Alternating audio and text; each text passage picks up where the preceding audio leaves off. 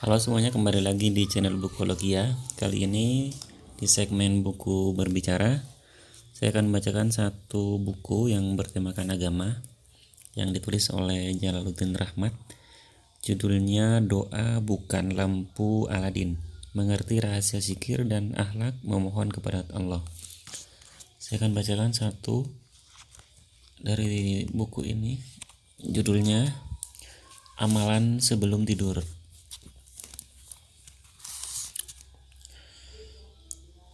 Suatu hari Rasulullah SAW masuk ke rumah Sayyidina Fatimah alaihi salam. Ketika itu, Fatimah sudah berbaring untuk tidur.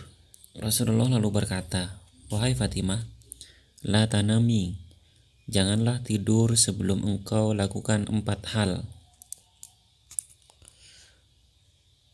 1. Menghatamkan Al-Quran.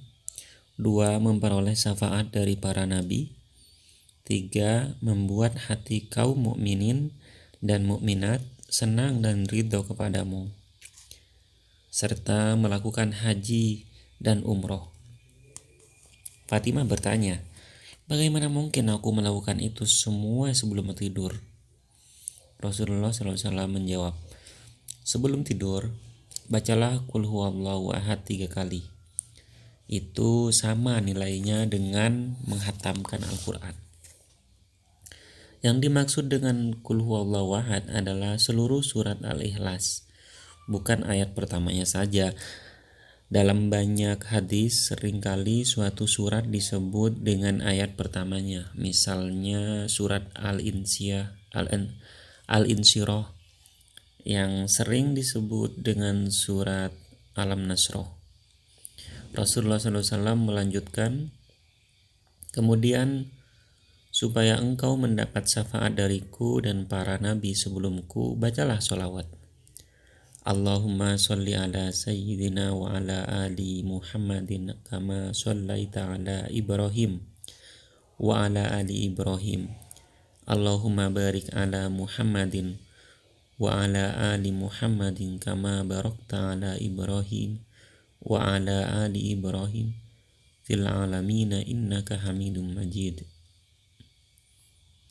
Kemudian supaya kamu memperoleh rasa ridho dari kaum mukminin dan mukminat,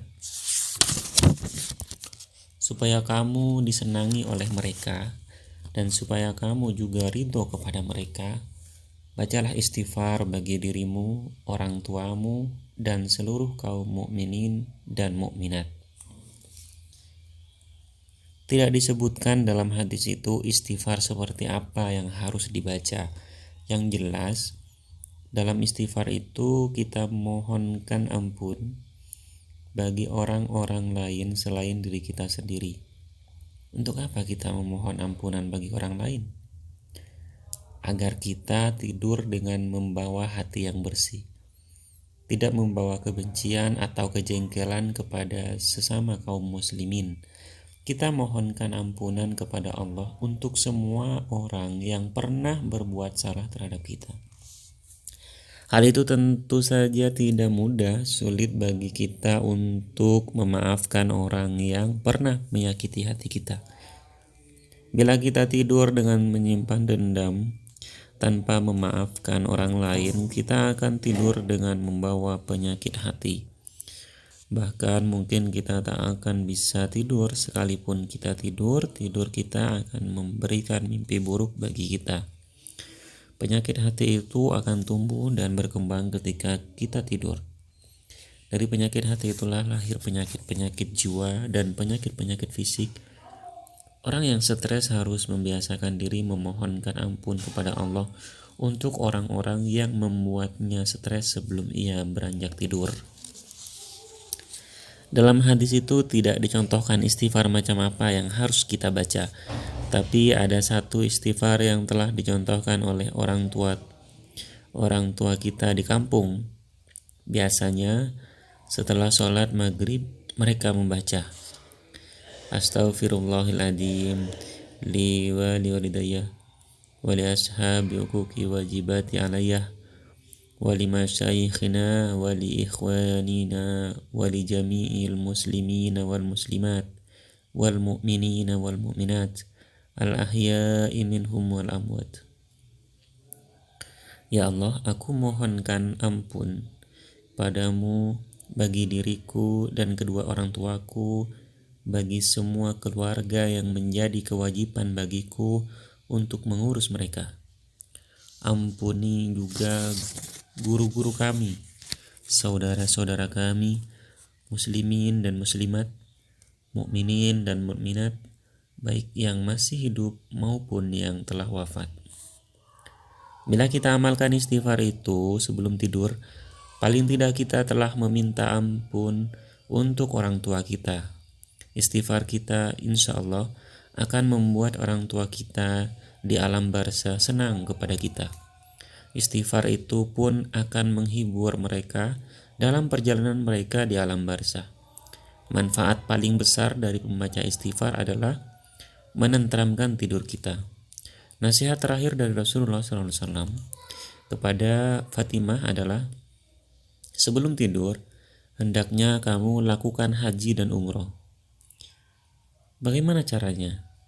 Rasulullah bersabda, siapa yang membaca Subhanallah walhamdulillah wala ilaha illallah wallahu akbar, ia dinilai sama dengan orang yang melakukan haji dan umroh. Menurut Rasulullah, siapa yang membaca wirid itu lalu tertidur pulas, kemudian dia bangun kembali, Allah menghitung waktu tidurnya sebagai waktu berzikir sehingga orang itu dianggap orang yang berzikir terus-menerus.